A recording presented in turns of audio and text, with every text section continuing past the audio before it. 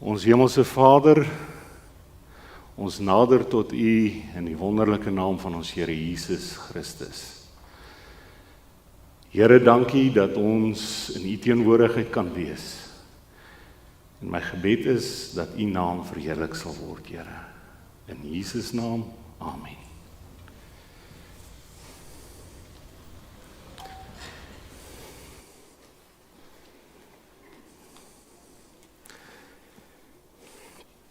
Ek nooi u om saam met my te blaai na ons skriflesing, ons oordenking vir vandag. Openbaring 14 vanaf vers 7 tot 10. Openbaring 14 vanaf vers 7 tot 10. Ek lees vir ons. En hy het met 'n groot stem gesê, vrees God en gee hom heerlikheid, want die uur van sy oordeel het gekom.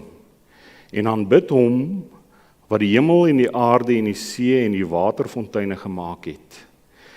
En 'n ander engel het gevolg en gesê, geval het Babylon, die groot stad, omdat sy al die nasies laat drink het van die wyn van die grimmigheid van haar hoerery. En 'n derde engel het hulle gevolg en met 'n groot stem gesê, as iemand die dier en sy beeld aanbid en 'n merk op sy voorhoof of op sy hand ontvang, sal hy self ook drink van die wyn van die grimmigheid van God, wat ongemeng ingeskink is in die beker van sy toorn. En hy sal gepynig word met vuur en swaal voor die heilige engele en voor die lam. Mag die Here sy gelese woord seën en heilig en ook ons oordenking.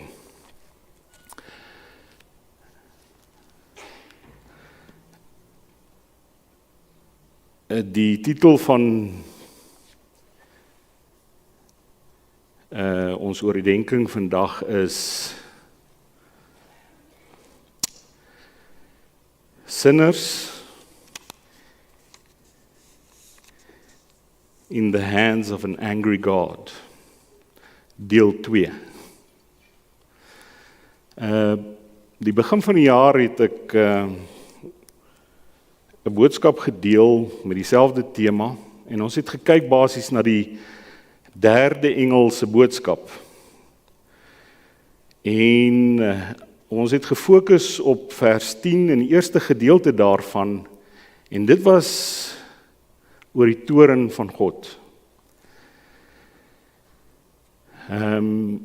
Ons het hierdie onderwerp ondersoek en ons het gekyk na Romeine 1 vers 18 waar Paulus ons leer hoe die toorn van God geopenbaar is. En ons het gesien in vers 24 dat sy toorn die oorgee is. En hy herhaal dit in vers 26 met die oorgee van die aan hulle slegte begeertes. En ons het gesien in vers 28 weer eens dat daar 'n oorgee is. Dit is hoe die toorn van God geopenbaar is. En dan lees ons in Romeine 4 vers 25 hoe Christus vir ons oorgegee is vir ons misdade. En God gee hom oor en Christus drink die beker van God se toorn. Aan die kruis roep hy uit, Eli, Eli, lama sabachthani. Dit is, my God, waarom het U my verlaat? Dit is die toorn van God. Om deur God verlaat te word. En Ellen White sê dat hierdie ervaring van Christus aan die kruis, hierdie skeiding van hom en sy Vader, so geweldig was, dat die fisiese pyn van die kruisiging skaars deur hom gevoel was. Dit is die toorn van God. En ons het gesien dat dit nie is soos wat ons baie keer dink dat God se toorn is, dat dit nie is dieselfde as wat ons toorn ervaar nie. Maar dis die een gedeelte van hierdie boodskap waarna ons gekyk het. En daar is 'n B-gedeelte aan hierdie vers 10 wat 'n mens soms huiwerig lees. En dit gaan oor pyniging en 'n vuur met vuur en swaal. En ons kan weer daarna kyk in vers 10, en ons lees die hele vers 10, sal hy self ook drink van die wyn van die grimmigheid van God, wat ongemeng ingeskink is in die beker van sy toorn, en hy sal gepynig word met vuur en swaal voor die heilige engele en voor die lam. Wat beteken dit? Ons het gekyk na die toorn van God binne die konteks van sy karakter en ons kan verstaan, maar hierdie gedeelte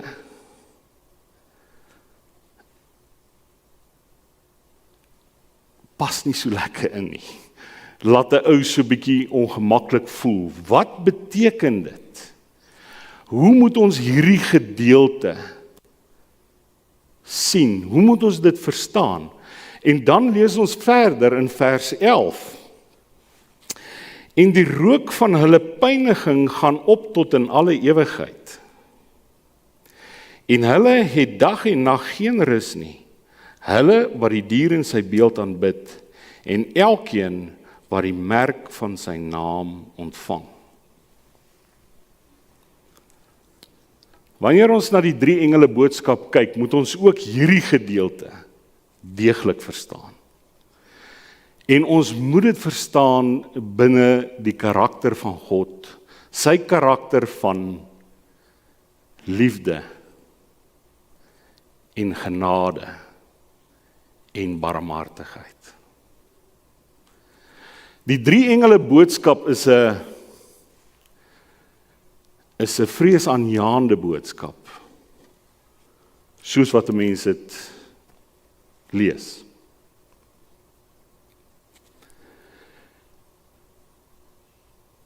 Dit is 'n ernstige boodskap. Dis 'n dringende boodskap. Dis 'n boodskap wat ons wil laat fokus op groot gevaar. En 'n mens moet dit sien amper in die konteks van iemand wat se kind, kom ons sê 'n kleuter, of in my ma se ervaring, toe ek 'n 2-jarige seentjie was, 2-3 jaar oud, skaars kon loop, wou gaan speel het, en ek het gaan kies om te gaan speel op die treinspoor. Waar ons groot geword het, nie ver van ons huis af nie, aan die kant van ons plaas het daar 'n spoorlyn deurgeloop van Anglo Alpha, wat kalk en sement voor ons plaas verbygevat het, en dit was 'n paar honderd meter, ek kan nie onthou nie, omtrent 100, 200 meter vanaf die huis, wat hierdie spoorlyn geloop het. En ek het eendag vir my ma gesê, ek wil my skoene aantrek, want op pad soontoe was daar dorings. Sy het my skoene aangetrek en ek gaan speel En ek het my weggevind en gaan speel op die treinspoor. En nie lank nie, toe hoor my ma die gefluit van die trein, wat so kilometer van ons hek af oor die pad gaan. Die trein moes altyd eers gefluit voordat hy oorkom. En sy besef, ek het my skoene aan, en ek het 'n aantrekking vir daai treine, en daai trokke, en dit wat op daai spoorlyn gebeur.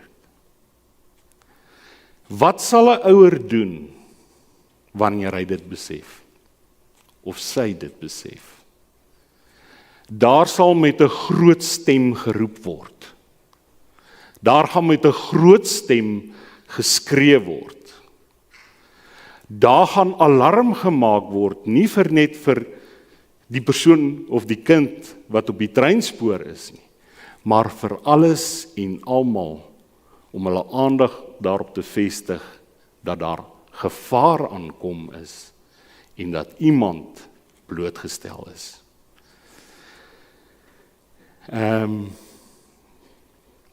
Soos wat ek dit verstaan, was my ma te laat om by die treinspoor te kom. Maar 'n swart ou dame het my op die treinspoor sien speel. En sy het besef die trein is aankom. Sy was nader. En sy het my van die treinspoor afgehaal. Dit is die gevoel, dis die ervaring wat ons moet ervaar wanneer ons na hierdie boodskap in Openbaring 14 kyk. En ons moet dit verstaan. Ons moet dit in die konteks van God se liefde verstaan. In die konteks van hoe hy sy toring openbaar, wat nie is soos wat ons gedink het nie. Hoe moet ons dan hierdie verstaan?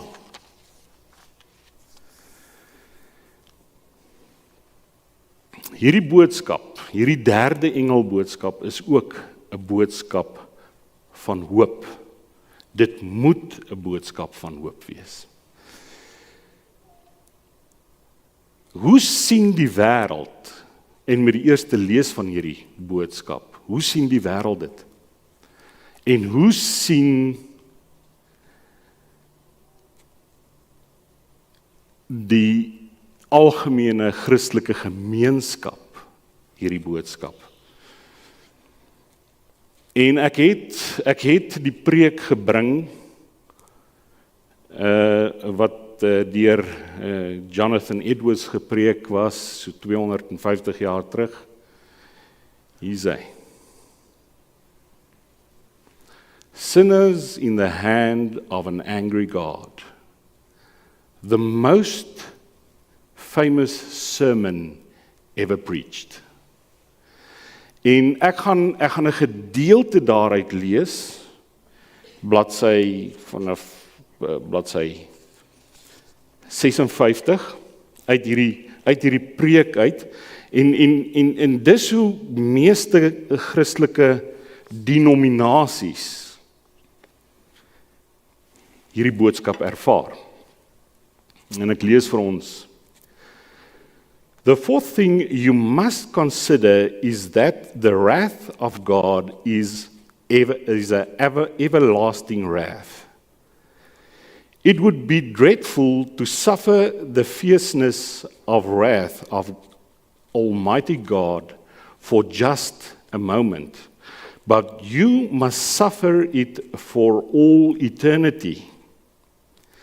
There will be no end to this exquisitely horrible misery.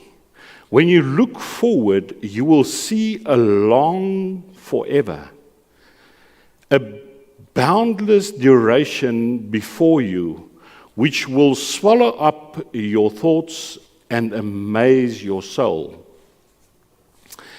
And you will absolutely lose all hope or confidence of ever having an deliverance, any end, any mitigation, any rest at all. You will know without question that you must wear out long ages, millions and millions of ages, in wrestling and conflicting with this almighty, merciless vengeance.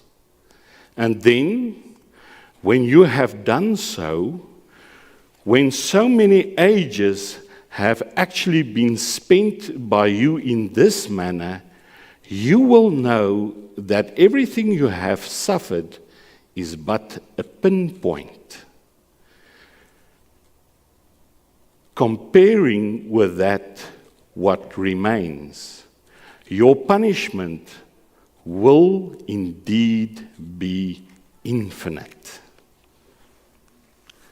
Is dit nie 'n verskriklike, aardbewende, geweldige boodskap nie? Dink bietjie daaraan. Ek, die hoofsondaar, lewe hier op aarde en ek doen wat ek wil. Ek leef soos ek wil, ingestel op self, op my gemak, my genot, en alles wat ek doen, draai rondom dit. Dis my keuse vir 80 jaar lank, as jy sterk is.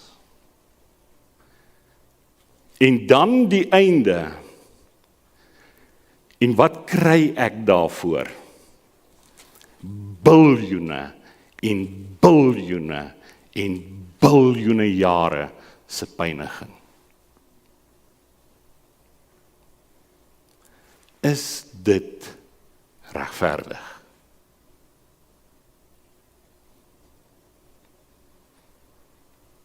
Is dit regverdig? Enige iemand met 'n gesonde verstand sal vir jou sê nee. So die uitvloeisel van dit, van hierdie boodskap, is tweeledig. En jy kan sê, soos wat baie mense sê, wat, kom ons sê, 'n halwe brein het, ek verwerp dit. Ek weerstaan dit. Ek gooi dit na een kant toe en ek gooi sommer die baba met die badwater uit. Dan. Ek verwerp dit en ek verwerp daardie God. En dis wat baie mense doen. Of jy kan sê, uit vrees, okay, ek kies eerder om by hierdie God van liefde te wees, as om deur dit te gaan, hierdie miljoene en miljoene jare van pyniging. En dan probeer ons onsself wys maak, en ons probeer die wiskunde doen, van 'n God van liefde. But if you don't love me, I'll kill you. Ek sal jou doodmaak. Nie net doodmaak nie, ek sal jou pynig vir biljoene en biljoene en biljoene jare. Maar die vrees is daar, en vanuit dit besluit jy om hom eerder te dien. Dien jy hom uit liefde? Of dien jy hom uit vrees? Sy woord sê, volmaakte liefde dryf die vrees uit, want vrees sluit straf in. Maak dit sin? Maak jou vrees en jou aanbidding uit vrees, maak dit sin, want dit sluit in elk geval straf in. Dit maak nie sin nie. En dis hoe die wêreld hierdie tema sien. En ons almal moet 'n besluit maak. Hoor wat sê Ellen White in Counsels to Parents and Teachers, bladsy 27, paragraaf 2. Satan has ascribed to God all the evils to which flesh is heir. He has represented him as a God who delights in the suffering of his creatures, who is revengeful implacable of implacable, wat beteken unforgiving and merciless. It was Satan who originated the doctrine of eternal torment as a punishment for sin, because in this way he could lead men into fidelity and rebellion, distract souls and dethrone human reason.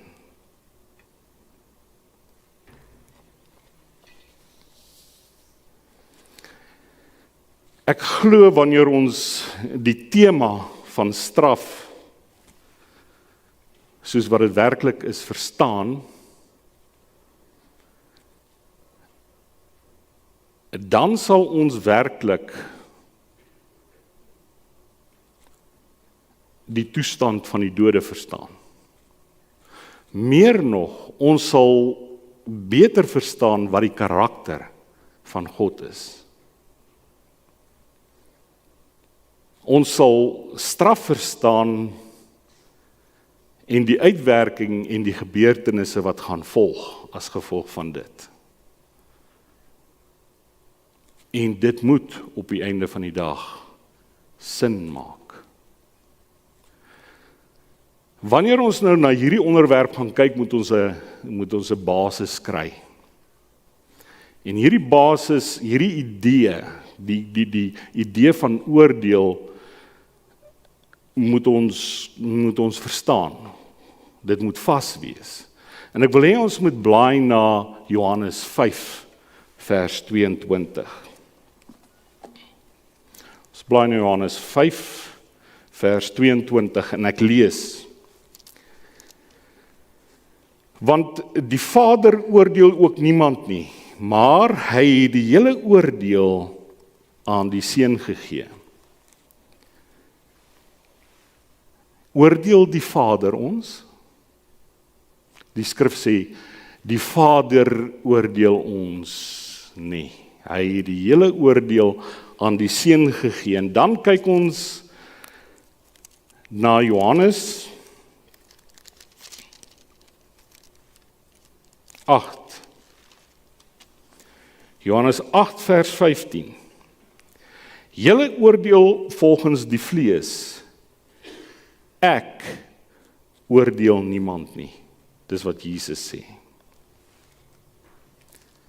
En dan in Johannes of Johannes 12 vers 47 en 48. As iemand na my woorde luister en nie glo nie,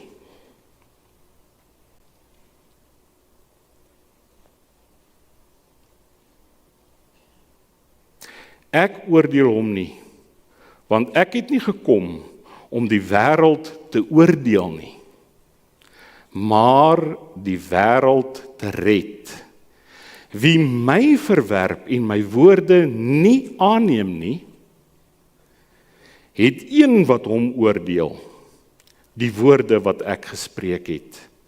Dit sal hom oordeel in die laaste dag. So wanneer ons Christus se woord nie aanneem nie, of aanneem, gaan ons oordeel. Dit sê dat ons aanneming daarvan of die verwerping daarvan is ons keuse en ons oordeel sy woorde. Neem ons dit aan, ons beoordeel dit en neem dit aan of ons verwerp dit. En dit sal ons oordeel in die laaste dag. So wie is kardinaal of 'n sentrale figuur in ons oordeel in die laaste dag? Jy self is. Jy maak die keuse.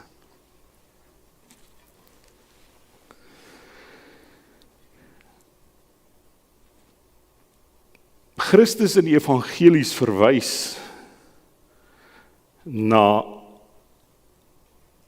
hierdie oordeel en reg deur die evangelies word daar verwys na Sodom en Gomorra.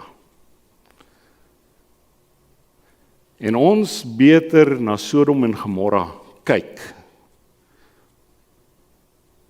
na die geskiedenis van Sodom en Gomorra en dit wat daarna gebeur het, en ons moet kyk na die toestand van Sodom en Gomorra vandag. En ek wil hê jy moet saam met my blaai na Genesis 19, en dan lees ons 'n gedeelte daaruit oor die gebeurtenisse daar. En ons lees vanaf vers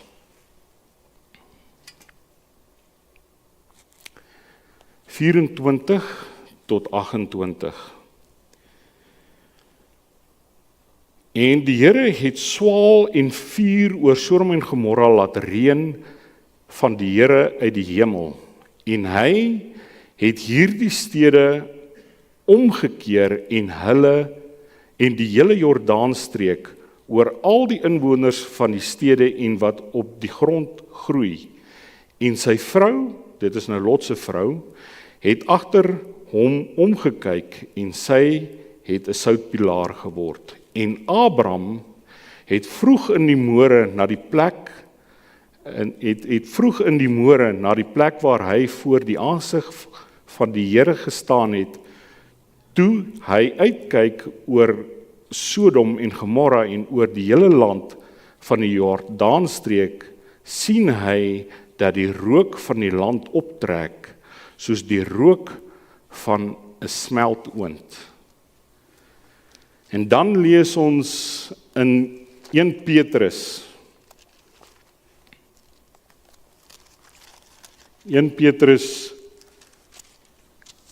2 vers 6 lees ons dan die volgende. En deur die stede van Sodom en Gomorra tot as 'n en deur die stede van Sodom en Gomorra tot as te verbrand, hulle tot ondergang veroordeel het en as 'n voorbeeld gestel het vir die wat in die toekoms goddeloos sou wees. So Sodom en Gomorra is vir ons 'n voorbeeld van wat aan die einde van tyd sou gebeur.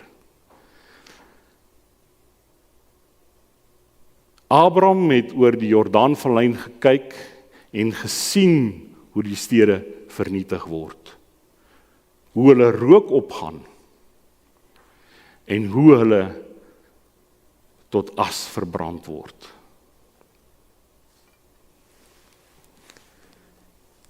Judas 1, dit is so 'n paar bladsye aan van Petrus af. Judas 1 vers 7 lees as volg. So Sodom en Gomorra het die stede rondom hulle wat op dieselfde manier as hierdie mense gehoreer het agter vreemde vlees aan geloop het, as 'n voorbeeld gestel is, terwyl hulle die straf van die ewige vuur ondergaan. Sodom en Gomora ondergaan die straf van die ewige vuur. Wanneer ons na Sodom en Gomora vandag kyk, sien ons die ewige vuur? Wat het oorgebly in daardie vallei? Amper 4000 jaar terug is daardie stede en daardie vallei tot as verbrand. Selfs vandag, tot vandag toe, groei daar niks nie. In die omgewing van die dooie see is daar niks nie. Dit is vir ons 'n voorbeeld. Judas sê, dis 'n ewige vuur. En Paulus leer ons in Hebreërs 12. Hebreërs 12 vers 29, dat ons God 'n verterende vuur is. Dit is die vuur wat ewig is, nie die vernietiging nie, nie die verbranding nie. Ons God is 'n verterende vuur.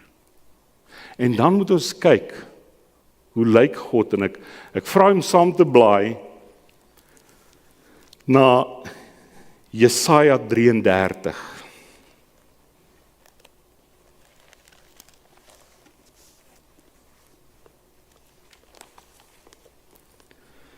Jesaja 33, vers 13 tot 17. Hoor julle wat ver is, wat ek gedoen het, en julle wat naby is, erken my krag. Die sondaars in Sion bewe, siddering het die roekelose aangegryp.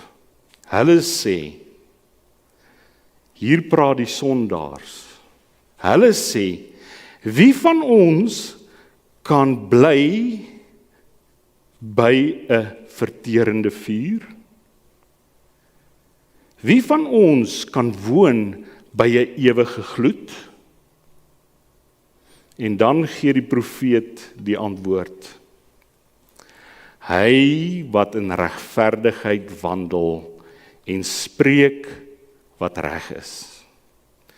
Wat gewin deur afpersing versmaad. Wat sy hande uitskit om geen omkoopgeskenk aan te gryp nie. Wat sy oor toestop om van geen bloedskuld te hoor nie. En sy oë sluit om wat sleg is nie te sien nie. Hy sal op hoogtes woon, rotsvestings is sy burg, sy brood word hom gegee, sy water is seker. Jou oë sal die koning in sy skoonheid aanskou. Dit sal 'n wye uitgestrekte land sien. Wie kan woon in die teenwoordigheid van 'n verterende vuur? Hy wat regverdig is, kan woon by 'n ewige gloed.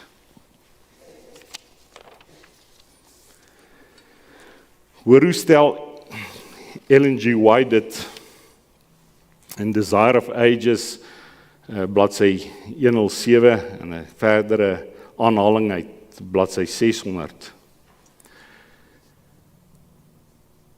To sin wherever found, our God is a consuming fire.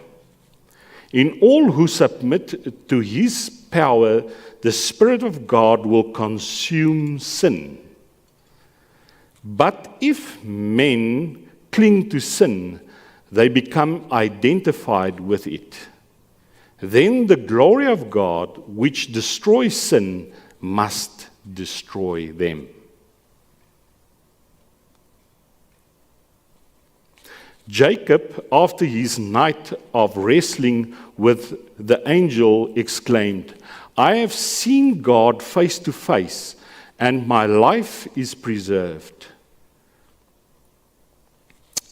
Jacob had been guilty of a great sin in his conduct toward Esau, but he had repented. His transgression had been forgiven and his sin purged. Therefore, he could endure the revelation of God's presence. But whenever men come before God with willfully cherishing evil, they were destroyed. At the second advent of Christ, the wicked shall be consumed with the spirit of his mouth and destroyed with the brightness of his coming. 2 Thessalonicense 2 vers 8. The light of the glory of God, which impart life to the righteous, will slay the wicked. The glory of his countenance, which is to the righteous life, will be to the wicked a consuming fire. Because of love rejected, grace despised, the sinner will be destroyed.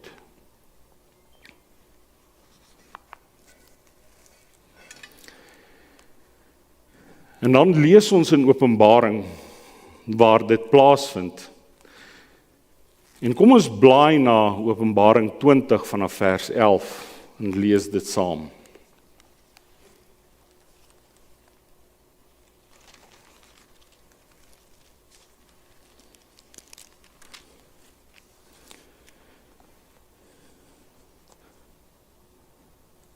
Openbaring 20 vers 11. Vers 11 tot 14. En ek het 'n groot wit troon gesien en hom wat daarop sit, voor wie se aangesig die aarde en die hemel weggevlug het, en daar is geen plek vir hulle gevind nie. En ek het die dode, klein en groot, voor God sien staan, en die boeke is geopen. En 'n ander boek, die boek van die lewe, is geopen. En die dode is geoordeel na wat in die boek geskryf is, volgens hulle werke. En die see het die dode gegee, wat daarin was. En die dode en die doderyk het die dode gegee, wat daarin was. En hulle is geoordeel, elkeen volgens sy werke. En die dode en die doderyk is in die poel van vuur gewerp. Dit is die tweede dood. En as dit gevind is dat iemand nie opgeskryf was in die boek van die lewe nie, is hy in die poel van vuur gewerp. Wat is opgeskryf in die boek van die lewe? Name is opgeskryf in die boek van die lewe. Wie het die naam in die boek van die lewe geskryf? Jou keuses het jou naam in die boek van die lewe geskryf. Die woord wat Christus gespreek het, jou keuses het jou geoordeel.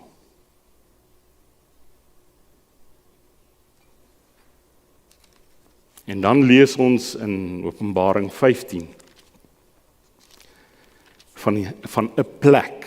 Openbaring 15 vers 2.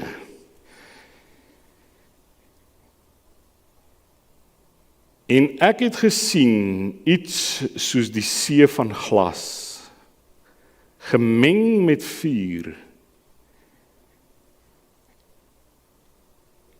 En die oorwinnaars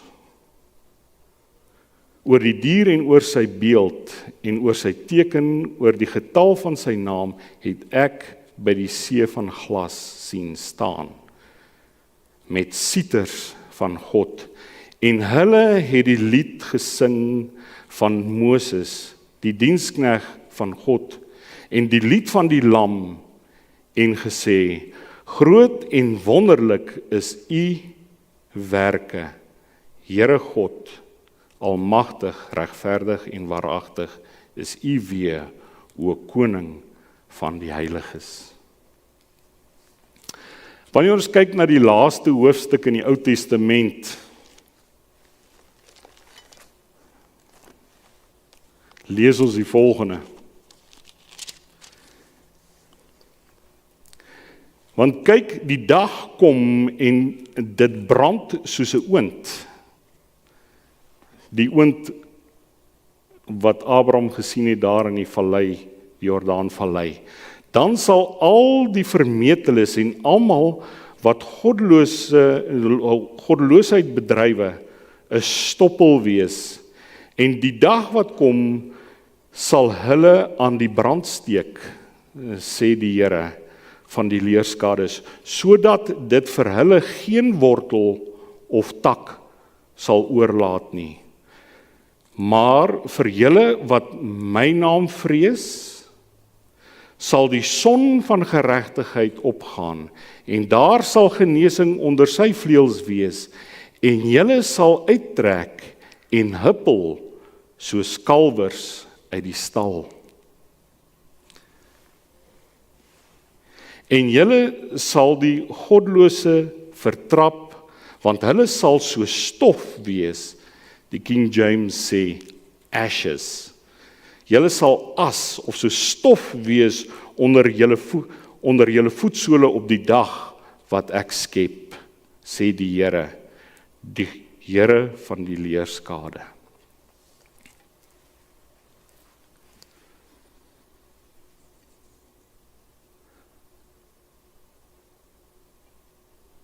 So,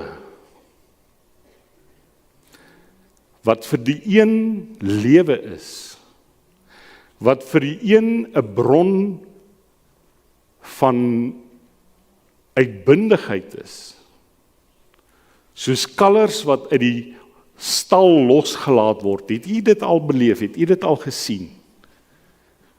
Die opgewondenheid sal vir die ander een wees vernietiging en dood. Ons lees wat sê Ellen White in The Great Controversy, vers 5, of bladsy 542. Could those whose hearts are filled with hatred of God, of truth and holiness, mingle with heavenly throng and join their song of praise? Could they endure the glory of God and the Lamb? No, no. Years of probation were granted them that they might form characters for heaven, but they have never trained the mind to love purity. They have never learned the language of heaven, and now it is too late. A life of rebellion against God has unfitted them for heaven. Its purity, holiness, and peace would be torture to them. The glory of God would be a consuming fire.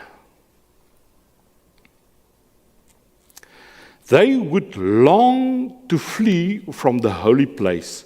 They would welcome destruction, that they might be hidden from the face of him who died to redeem them.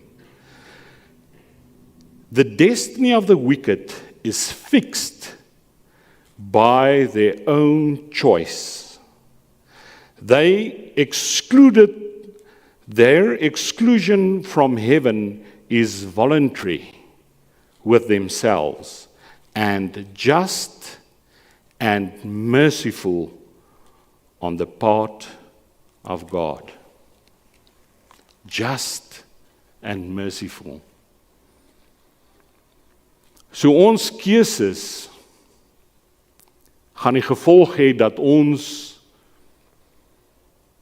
op daardie see van glas, gemeng met vuur in die teenwoordigheid van ons God, 'n lied uitbundig gaan sing, die lied van Moses en die lied van die lam. Dat ons gaan huppel soos kalwers uit die stal uit. Dat ons gaan leef in die teenwoordigheid van die glorie van ons God. 'n verterende vuur, 'n ewige vloed, vol lewe. As jou keuse na die ander kant toe is, dan bly daar vir jou oor 'n geween en 'n geknars van tande. 'n geween oor die teleurstelling, uiterste spyt, selfverwyd, en jy sal op jou tande kners. Hoe kon ek dit nie aanvaar nie? Hoe kon ek dit nie doen nie? Dit is jou keuse. Jy sal jouself verwyd en verteer word totdat daar niks oor is nie. Tot as, tot stof in die wind. Weg asof jy nooit bestaan het nie. Dit was jou keuse.